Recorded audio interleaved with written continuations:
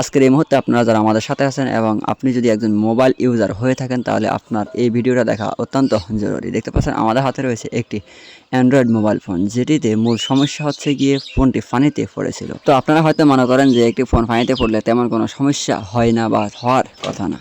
তবে বাস্তবতা হচ্ছে একটি ফোন যখন পানিতে পড়ে তখন ফোনটিতে নানা রকম সমস্যা হতে পারে। তবে তার মধ্যে অন্যতম হচ্ছে ফোনটির ডিসপ্লে চলে যাওয়া বা মাদারবোর্ড শর্ট হয়ে যাওয়া, তবে বিশেষ করে ফার আইসি শর্ট হয়ে যাওয়া।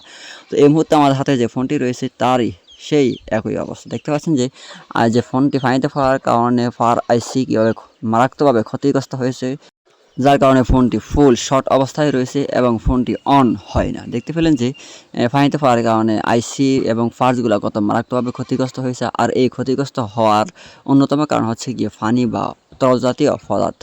তো পানিতে পড়লে সর্বপ্রথম আমাদের যেটা করণীয় সেটা হচ্ছে গিয়ে ফোনটি বন্ধ করে নেওয়া, কারণ ফোনটি আপনি যত বেশি রানিং অবস্থায় রাখবেন তত ফোনটির ক্ষতিগ্রস্ত হওয়ার সম্ভাবনা সবচাইতে বেশি। আমাদের মনে রাখতে হবে যে একটি ফোন যখন পানিতে পড়ে তখন এই ফোনটা বন্ধ করা অত্যন্ত জরুরি, কারণ যদি ফোনটা আমরা বন্ধ না করে এই আমাদের হাতে যে ফোনটি রয়েছে এটি যে অবস্থা তার চাইতে করুণ অবস্থা হতে পারে। আউযু বিল্লাহি মিনাশ শাইতানির রাজীম।